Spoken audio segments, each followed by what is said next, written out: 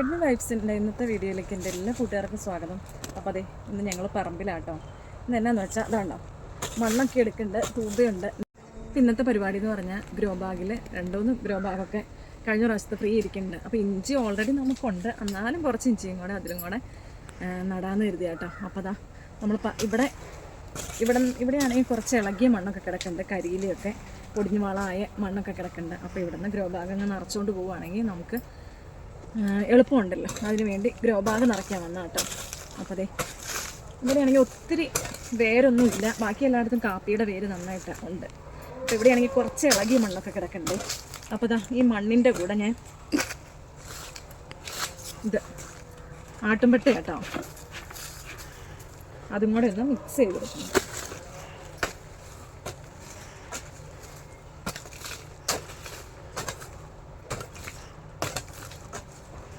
അപ്പം നമ്മുടെ മണ്ണൊക്കെ റെഡി ആയിട്ടുണ്ട്. നമുക്ക് ഗ്രോ ബാഗ് നിറച്ചെടുക്കാം. ആദ്യം തന്നെ ഇതിലേക്ക് നമുക്ക് കുറച്ച് കരിയില, നമുക്ക് മണ്ണില്ലാത്തവർക്കും ഏത് രീതിയിലാണ് ഇഞ്ചിയൊക്കെ ഗ്രോ ബാഗിൽ നടാൻ പറ്റുന്നതെന്നാണ് കേട്ടോ. അങ്ങനെ കരിയില ഇട്ട് കൊടുക്കും. ഇതിപ്പോൾ കുഞ്ഞ് ഗ്രോ ബാഗായതുകൊണ്ട് കുറച്ച് കരിയില, അല്ലെങ്കിൽ ഒരു 3/4 ഭാഗം നമുക്ക് കരിയില എടുക്കാം കേട്ടോ. നന്നായിട്ട് വിളവൊക്കെ ഉണ്ടാവും. ഇനി നമുക്ക് ഈ മിക്സ് ചെയ്ത മണ്ണ് ഇതിലേക്ക് അങ്ങ് ഇട്ട് കൊടുക്കാം. നിറച്ചും നമുക്ക് എടുക്കണ്ട കേട്ടോ, ഏകദേശം ഇതേ ഇത്ര 3/4 ഭാഗം മതി. കാരണം ഇഞ്ചി വളർന്നു തന്നെ അനുസരിച്ച് നമുക്ക് മണ്ണ് ഇട്ട് കൊടുക്കണ്ടേ, അതുകൊണ്ട് കേട്ടോ.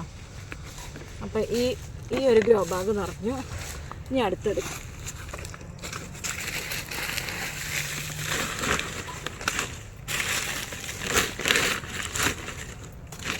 കഴിഞ്ഞ കൊല്ലം ചീനി നട്ട ഗ്രോ ബാഗാട്ടോ ഇത്. ഇതുണ്ടോ, ഒരു കുഴപ്പവും പറ്റിയിട്ടില്ല.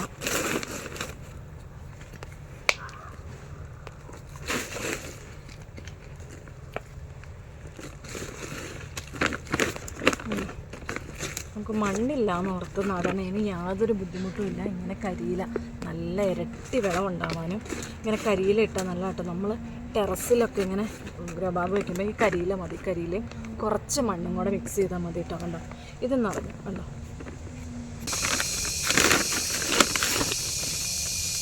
ഈ മണ്ണ് എടുത്തുകൊണ്ട് അങ്ങോട്ട് വരണ്ടല്ലോ എന്ന് കരുതിയാണ് ഞങ്ങൾ ഇവിടെ നിന്ന് അങ്ങനെ നിറച്ചുകൊണ്ട് പോവുകയാണെങ്കിൽ നമുക്ക് എളുപ്പമുണ്ടല്ലോ, അതുകൊണ്ട് ഇവിടെ വന്നതാണ്.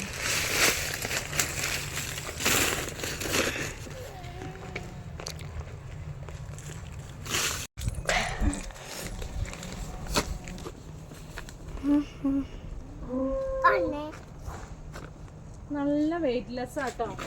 നമ്മുടെ ഇതിൽ കരിയില കൂടുതലായതുകൊണ്ട് നല്ല വെയിറ്റ്ലെസ്. ഇത് നമ്മൾ നട്ട കപ്പ മുളച്ച് കണ്ടോ.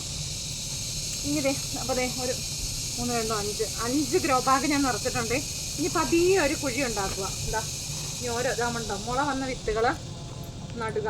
നട്ടിട്ട് കുറച്ച് ഇത് ആട്ടുംകാട്ടാട്ടോ, കുറച്ച് ആട്ടുംകാട്ട ഇട്ട് കൊടുക്കണ്ട്. ഇനി കുറച്ച് കരിയിലയും കൂടെ.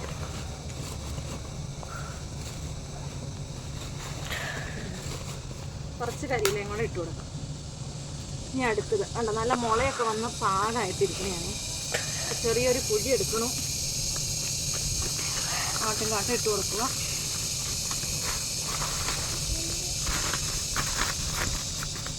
ഞാൻ ഈ അടുത്ത ഇഞ്ചി വിത്ത് ഞാൻ കഴിഞ്ഞ വർഷമല്ല, കഴിഞ്ഞതിൻ്റെ മുമ്പിലത്തെ വർഷം നട്ട ഗ്രോ ബാഗിൽ നിന്ന് പറിച്ചാട്ടോ. അത് പറിച്ചപ്പോൾ കാണിക്കാൻ പറ്റിയില്ല. അപ്പോൾ ഇതെല്ലാം അങ്ങനെ ഒന്ന് നടത്തേട്ടോ.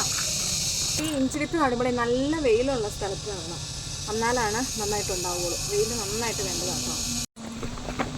ഞാനിപ്പോൾ ഈ ഇഞ്ചിക്ക് നല്ല മുളയൊക്കെ വന്നിരുന്നപ്പോൾ നമ്മുടെ പറമ്പിക്കൂടെ നിൽക്കുന്നുണ്ട്, പറമ്പിൽ നട്ടതൊക്കെ ഉണ്ടായിരുന്നു കേട്ടോ. എന്നാലും ഇങ്ങനെ മുള വന്നിരുന്നപ്പോൾ ഒരു കൊതി മതി. അതുകൊണ്ട് നട്ടാട്ടോ. ഒരു 4 ഗ്രോ ബാഗ് ആണെങ്കിൽ ഫ്രീ ആയിട്ട് ഇരിക്കുകയും ചെയ്യണ്ടായിരുന്നു. അപ്പോൾ അതങ്ങ് നട്ട് വെച്ചതാണേ. അപ്പോൾ ഇന്നത്തെ ഞങ്ങളുടെ ഇഞ്ചി നടിയിലെ വിശേഷങ്ങളൊക്കെ ഇത്രയൊക്കെ ഉള്ളൂ കേട്ടോ. എല്ലാവർക്കും ഇഷ്ടപ്പെടുമെന്ന് കരുതുന്നു. അപ്പോൾ നിങ്ങളുടെ കമൻസും കാര്യങ്ങളൊക്കെ ഒന്ന് അറിയിക്കാൻ മറക്കല്ലോ കേട്ടോ.